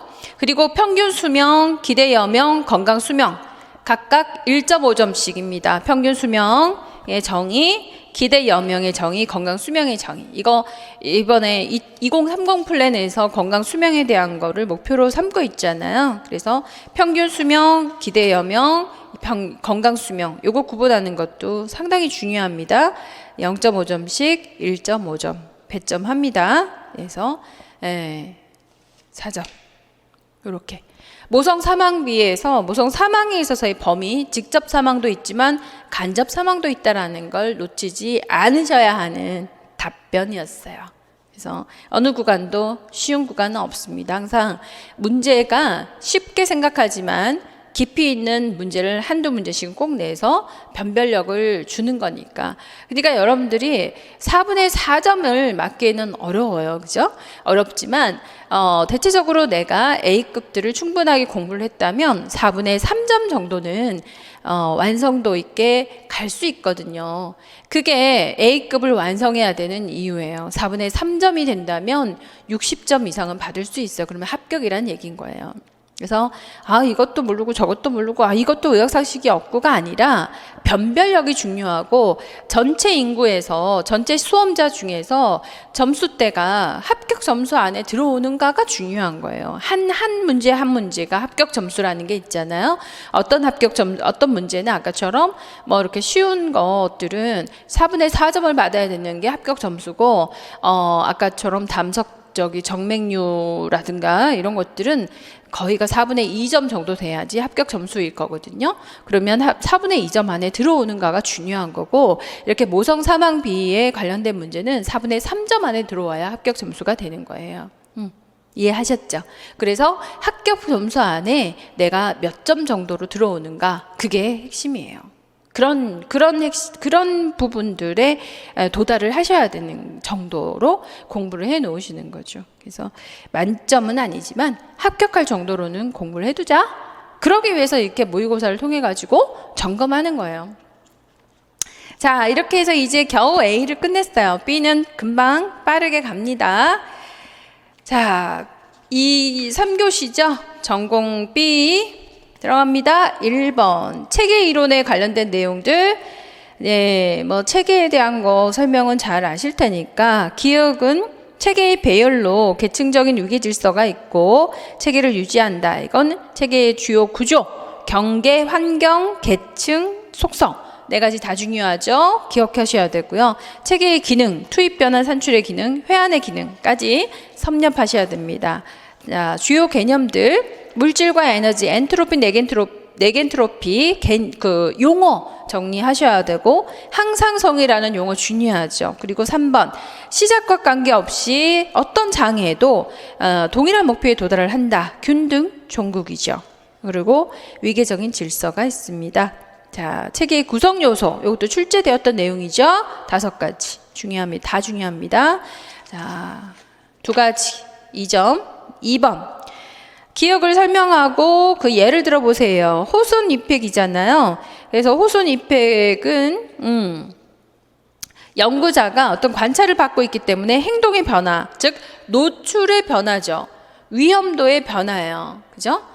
같은 코호트잖아요. 관찰을 받고 있으니까 코호트 그룹 내에서 노출도가 위험에 대한, 코호트 그룹은 노출도가 같죠. 노출 위험이 같아요. 리스크를 같이 주고 이렇게 관찰을 해 나가는 데 있어서 그 노출 리스크를 없애버리는 사람들을 호손이라고 이펙트라고 얘기하죠. 그거를 알아차리었다라고 하는 표현이 있어야 됐다는 겁니다. 관찰을 받고 있다라는 것을 그 사실을 알아가지고서 그 행동의 변화를, 리스크를 바꿔버리는 거죠. 그 개념이 들어가는 거. 자, 그렇게 해서 1점 되겠습니다. 자신이 관찰받고 있다는 걸 알고 리스크를 변화시켰다. 0.5, 0.5, 1점, 2점 되는 거고요. 0.5, 0.5 되고, 그 예를 2가지를 들어보라 그랬어요. 그죠? 예 2가지가 0.5, 0.5죠. 1점. 예. 자, 다시. 관찰을 받고 있다는 사실을 알아버렸다. 0.5. 그렇게 해서 리스크를 변화시켰다. 0.5. 얘 2가지 0.5, 0.5, 1점. 이렇게 4개 2점 되겠습니다. 자, 그래서 예를 들어놨으니까 이런 예를 기억해 두시면 되겠죠. 3번. 다음의 내용을 읽고 작성 방법에 따라 기억의 용어. 자, 이게 이제 최근에 코로나 때문에 굉장히 많이 활용되고 있는 용어입니다. 그 집단 면역의 개념을 이해하기 위해서 이해해야 되는 게 바로 기억이다. 어떤 집단의 모든 인구가 감수성이 있다라고 할 때 단 한 명의 감염병 환자, 인덱스 케이스, 발단 환자에 의해서 감염이 2차 감염자가 몇 명이 나왔느냐라고 하는 것이 기본 감염 재생산수이죠. 니은 집단 면역의 산출 공식, 전체 인구 중에 저항성이 있는 사람입니다. 그 중요성, 자, 그리고 1점 네, 산출 공식 1점. 집단 면역의 중요성. 자, 집단 면역의 중요성은 병원체가 집단에 퍼져나가는 힘을 억제하게 된다라는 거. 네, 이거. 그리고 그래서 유행을 억제할 수 있다라는 거. 유행이 일어나지 않는다. 집단 면역을 높이면 유행이 일어나지 않는다라고 하는 거죠. 전파량이 줄기 시작한다. 유행이 발생하지 않으려면 기본 감염 재생산 지수가 얼마 이하로 내려가야 되나요? 1 이하여야 되겠죠. 그죠? 예, 1보다 낮아지게 되면 유행은 발생하지 않고 소멸됩니다. 자, 그래서 그 집단 기본 감염 재생산 수의 의미가 있었죠. 그런 것들은 제가 기본 문제에서 많이 다뤄드렸던 내용이고요. 그리고 그래서 유행이 발생하지 않는다 하나, 그리고 또 하나는 시간적인 추세 추세의 현상을 보이고 있다. 집단 면역은 2개. 요게 1점. 요게 1점. 0.5, 0.5, 1점. 한계 밀도를 정의합니다. 집단 내 면역이 없는 신생아가 계속 태어나거나 이주에 옴으로써 집단 면역이 계속 내려가게 되는데, 여기서 유행이 발생하는 그 지점, 이걸 한계 밀도라고 얘기한다라는 거죠. 인구 밀도가 낮아진다면 한계 밀도가 낮아도 유행은 발생하지 않는다라는 특성이 있어요. 한계 밀도에 대한 정의만 설명해도 됩니다. 1점입니다. 4점. 자, 네 번째 문제. 프로체스카의 범위론 모형에서 그 1단계, 2단계, 3단계, 5단계까지 계획전이었는데 생각도 없었는데 내가 담배를 끊어야겠네. 예, 계획 단계로. 그러다가 1개월 이내에 반드시 몇 월 며칠 날부터 난 끊을 거야. 그리고 행동을 해서 이제 담배를 끊었어요. 그리고 6개월이 지났어요. 유지가 됐어요. 이런 변화들에 영향을 주는 요소는 뭐냐? 변화 과정이라는 게 있고요. 그리고 자기 효능감이라는 게 있고, 의사결정 균형이라는 게 있죠. 이 중에 2022년 의사결정 균형이 출제가 되었죠. 여기에 영향하는 세 가지의 요소들에 대한 정의를 설명할 수 있으시도록 하면 되겠습니다. 자, 변화 과정, 자기 효능감, 의사결정이 세 가지가 다 표현이 됐다면 1점이고, 거기에 대한 정의가 명확하다면 1점씩 더해서 3점 플러스 됩니다. 4점이 되겠죠. 내용들 보시고요. 5번입니다. 자, 학교 건강검사 규칙이라고 하는 거는 상당히 의미가 커서 건강검사의 규칙에 관련된 게 너무너무 많아가지고 꼼꼼히 다 외우셔야 되는데 그런 것들은 제가 문제풀이 과정에서 문제 형식으로 하나하나 다 짚어가지고 정리를 해놓기는 했어요. 그걸 다 섭렵하셔야 되니까 공부할 게 많죠. 자, 학교장은 건강검사 실시 결과를 다음의 기준에 따라 작성 관리해야 된다라고 그랬습니다. 자, 건강검사 결과, 실시 결과 관리 사항을 학생 교직원에 따라서 작성해라 라고 했어요. 학생이라고 한다면은 신체 발달, 신체 능력 검사죠. 요거는 건강기록부에 관리한다. 0.5.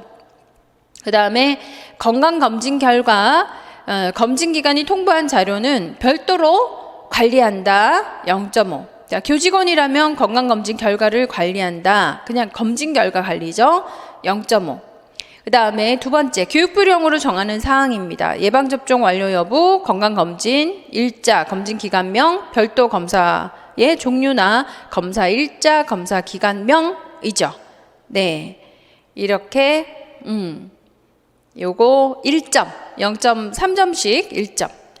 3개 다음에 1점. 자, 학생건강기록부에 대한 관리 5번, 6번 내용들은 고등학교의 장은 소속 학생이 고등학교를 졸업할 때 학생건강기록부를 해당 학생에게 교부하여야 된다. 0.5. 진학하지 아니하였을 때 최종 제적한 날로부터 5년 보존한다. 0.5. 그다음 신체능력검사 결과 관리 내용들 0.5점입니다. 교육정보 시스템하고 연계해서 구축하고 학생 학부모가 조회할 수 있도록 관리하는 거 0.5 이렇게 해서 4점. 자, 6번. 메이거의 구체적인 행동 목표 진술 시 포함되어야 되는 교육 목표 진술의 기본 요건이죠. 도달점 행동 진술에 포함된 기역, 니은, 디귿으로 진술되어야 된다라는 거예요. 학습될 내용이 아니라 학습되는 결과를 진술해야 된다. 결과 진술 1점입니다. 그리고 여러 행동이 아닌 대표 행동명이어야 되고, 둘째 0.5. 그리고 측정 가능하고 측정 가능한 행동명이어야 된다. 0.5. 이렇게 해서 2점. 그 다음 두 번째 문제에서 조건에서 제시될 수 있는 내용이죠. 이런 거 잘 모릅니다, 여러분. 1번은 2번에 2점 이렇게 잘 맞을 수 있는데, 두 번째 문제 조건에서 제시될 수 있는 거. 이 세부 목표 진술 시 조건 상황이 들어가야 되잖아요. 조건에서는 학습자에게 주어진 어떤 자료, 비품, 통계 자료, 시설물 이런 것들인 거고요. 뭐 혈압기로 측정을 할 때 뭐 이런 것들을 얘기하겠죠. 두 번째, 어떤 제한 사안이나 제약 조건으로 제공할 것이냐, 시간적인 제약 또는 이제 타임 안에 이런 거 있잖아. 몇 분 안에, 10분 안에, 5분 안에 뭐 제대로 측정할 수 있느냐, 뭐 이런 것들을 얘기하겠죠. 그런 제약 조건, 요 두 가지의 조건이 있습니다. 각각 1점씩이 될 거예요. 이런 형태로, 그러니까 과거의 질문은 그 구체적인 행동 목표에 포함된 내용을 모두 쓰세요. 이렇게 된단 말이에요. 그러나 이제 앞으로의 추세는 그 행동에는 어떤 내용이 들어가야 되고 조건에는 어떤 내용이 들어가야 됩니까? 라고 하는 더 세밀한 질문이 더 주가 될 거다라는 내용이죠. 그래서 최근에 출제 문제에 비추어서 모든 문제를 지금 제가 그렇게 제시를 하고 있는 거예요. 그래서 좀 더 어렵다라는 생각이 드실지도 모르겠어요. 좀 더 의학적인 상식, 좀 더 세부적인 문항 이런 것들을 정확도를 높여서 질문을 하기 때문에 가슴이 답답함을 느끼실 것 같은데 공부하는 방향은 이렇게 해야 최근에 기출 유형에 맞습니다. 자, 이렇게 4점, 6번 갑니다. 7번. 해설 부분 잘 보시고 복습을 잘 해놓으세요. 모든 문제가 올해 제가 좀 신경을 써서 기출될 수 있는 부분 중심으로 출제를 했거든요. 네, 발췌를 한 거기 때문에 잘 보셔요. 자, 학교 안전 공제 신청서에 손이 잘렸네요. 이랬을 때, 손가락 잘렸을 때 잘려나간 손가락을, 즉 절단 부위의 관리를 어떻게 할 거냐 이걸 물었어요. 자, 기억. 직접 압박, 동맥 출혈이 됐어요. 그래서 직접 압박법을 했는데 이게 제일 주의해야 되는 것은 손을 심장보다 높이 오고 출혈 꺼즈를 대고 압박하는 거잖아요. 요 세 가지가 표현이 돼야 되거든요. 그래서 직접 압박, 손가락 끝 꺼즈를 댄다 이거죠. 꺼즈를 대서 지혈을 합니다. 이럴 때 소독 꺼즈 또는 깨끗한 천을 대야 되잖아요. 예. 대고 직접 압박한다. 또 하나 굉장히 주의할 게 천이 피가 다 빨아당기게 되면 절대로 떼어내지 않는다. 더 떼어야 된다라는 점이죠. 1점. 그리고 든다. 국소거양 1점. 이렇게 세 가지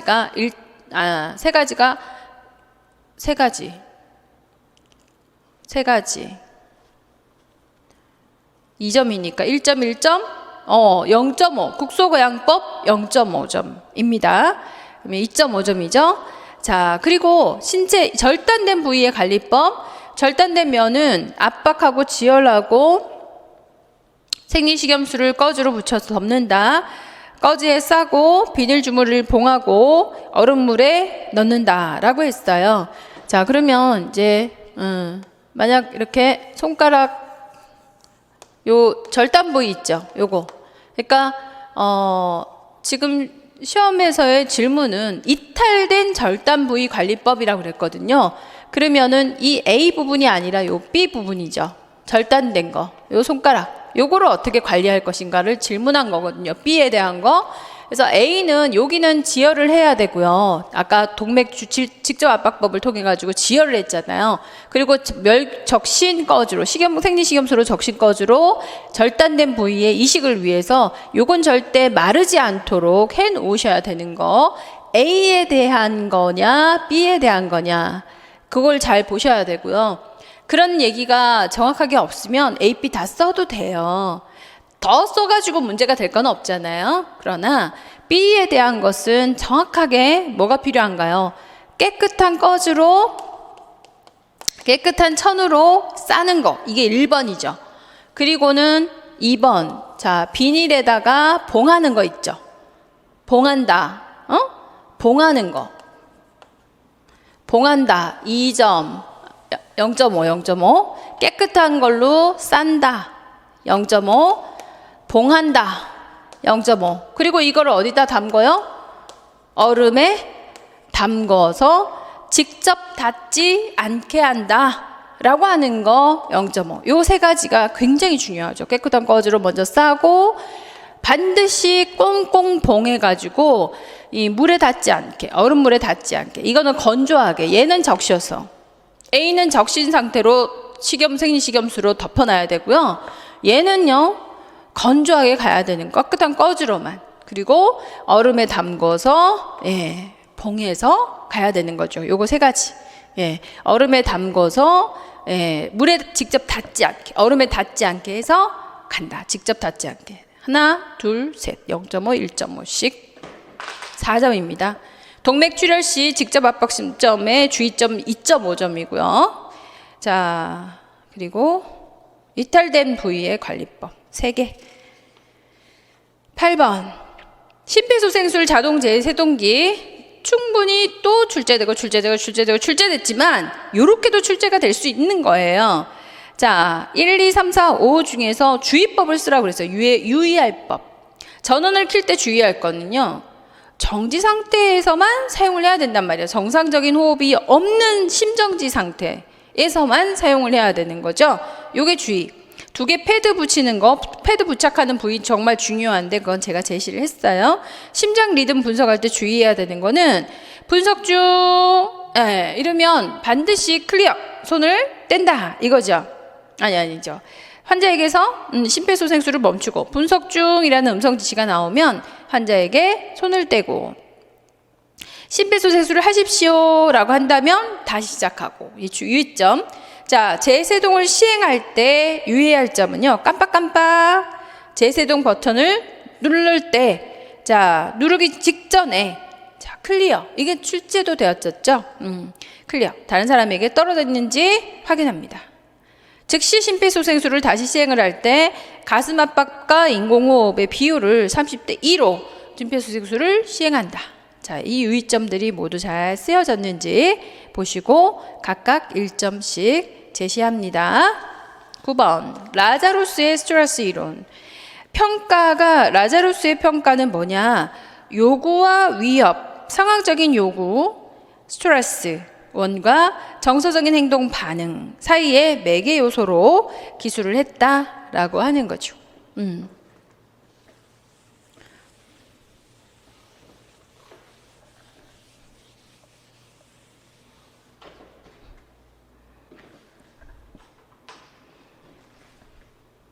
어떤 이게 나라고 하는 이 매개체에다가 이렇게 스트레스라고 하는 자극이 오잖아요. 그죠? 자극 요소가 왔을 때 이 자극을 이 자극 요소를 우리는 뭐라고 표현합니까? 상황적인 어떤 요구 또는 상황적인 어떤 위협. 그죠? 상황적인 요구나 위협. 그래서 홈즈와 라헤의 생활 스트레스의 척도 점수 이런 것들을 많이 활용하지 않습니까? 생활 적응 점수. 그래서 사망, 가족 중에 누군가가 사망을 했다든지 또는 이혼을 했다든지 별거를 했다든지 이런 점수들을 주는 이유가 이런 상황적인 요구나 위협이 과연 자기 자신한테 몇 점 정도가 되느냐 이렇게 해서 나가 느끼기로는 이런 정서적인 대처 또는 문제적인 대처 이런 문제적인 대처를 얼마나 잘 활용하는가 이런 것들 전체를 보는 게 라자루스는 평가라고 의미하는 거죠. 나 안에 어떤 자원이 얼마나 있어서 이런 대처를 할 수 있느냐 자극이 와서 그런 이제 평가의 개념인 거죠. 평가를 상황적인 요구나 위협과 정서적인 행동 반응 사이의 매개 요소로 인지하고 있고 인지죠, 인지. 그래서 인지 과정의 한 부분으로 상황이 요구하는 것과 상황에서 이용할 수 있는 자원을 고려하는 과정이 평가다. 이렇게 얘기하고 있습니다. 자, 그래서 그런 반응들은, 개인이 나타나는 반응들은 사람마다 다 다르다라는 거죠. 평가가 다르기 때문에. 자, 인지적인 평가의 세 단계 모델은, 즉 스트레스 사건에 대한 평가 과정이죠. 1차 평가, 2차 평가, 3차 평가인데, 1차 평가는 위협인가 아닌가, 스트레스인가 아닌가를 판단하는 게 1차 평가. 2차 평가는 자원을 갖고 있나, 위협에 대해서 2차 평가. 재평가는 대처를 계속 할지 말지 그 대안을 고려하는 거. 1차 평가, 이게 위협인가 아닌가, 위협인가 요구인가 도전인가, 이거 판별한 1차 평가. 나에게 자원이 있나, 2차 평가, 대처를 할 수 있나, 3차 평가가 되는 거예요. 그러니까 라자루스가 나오면 언제나 이런 이제 스트레스에 대한 얘기, 대처에 대한 이야기를 질문하게 될 거예요. 그래서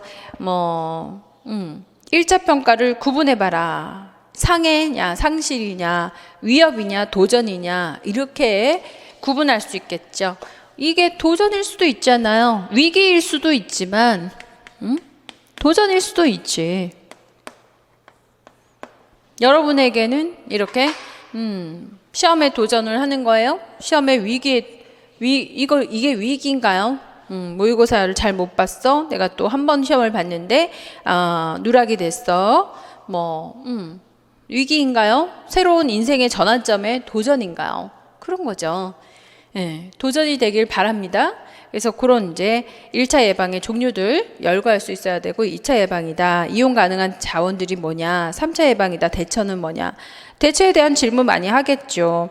내가 여기에다가도 여러분들을 정리해 놨거든요. 대처, 문제 중심 대처이냐, 감정 중심 대처이냐, 구분하셔야 되고, 억압적인 대처이냐, 합리적인 대처이냐, 구분하셔야 됩니다. 이래서 이제 라자루스의 스트레스 이론은 자주 출제될 내용이다라는 거 명심. 자, 10번. 심장질환이 있는 인부에 대한 내용입니다. 자, 심장병 클래스 2예요. 홍교사에게 산전간호 중재 사항들이 뭐냐. 저 같은 심장병이 있는 사람들은 일상에서 어떤 걸 주의해야 되나요? 이렇게 물었어요. 그래서 한 4개 정도 0.5점씩 제시하면 되겠습니다. 충분한 수면 또는 충분한 휴식이 필요하겠죠. 수면과 휴식 같이 묶음으로 하나. 그 다음 염분이 많은 음식은 피해야 된다라는 게 굉장히 중요하고요. 그리고 감염을 예방해야 된다라는 게 엄청나게 중요하고, 그리고 과도한 체중 증가나 변비 이런 것들, 복압이 올라가는 것을 막아야지 된다라는 것이 중요합니다. 그래서 늘 편안하게 휴식하고 또 자주 휴식하고 충분하게 수면을 취한다라는 레스팅이라고 하는 부분이 하나가 들어가고요. 그 다음에 위협적인 부분이죠. 염분, 감염, 그리고 압력, 복압이죠. 복압. 요 3가지 각각 0.5점씩 이렇게 4가지 정리하시면 될 것 같습니다. 휴식, 염분, 감염, 복압 키워드.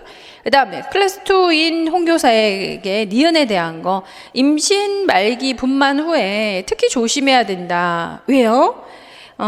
심박출량이 최고이기 때문입니다. 특히 분만 직후에 그 심박출량이 가장 많죠. 왜냐하면 태아에게 가야 하는 심박출의 양이 인부에게 다시 돌아오기 때문입니다. 회귀가 되기 때문에 귀환하는 혈류량이 증가되어서 모체 조직에 축적되어 있던 수분이 혈류 내로 유입되기 때문인 거죠.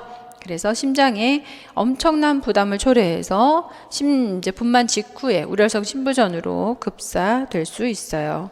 그래서 클래스 2부터 아주 주의해야 된다라는 얘기죠. 그래서 유산 많이 권장하지 않습니까?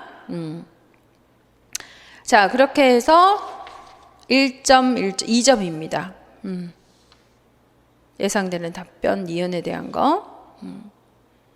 심박출량이 임신 말기에 심박출량이 최고조이기 때문에 주의하고, 분만 직후에는 모체로 축적되어 있던 모체에 축적되어 있던 수분이 혈액 내로 유입되기 때문이다 라는 2가지, 하나 1.1점, 그렇게 2점이에요. 굉장히 중요한 내용이에요. 충분히 출제될 수 있습니다. 자, 그 다음 11번.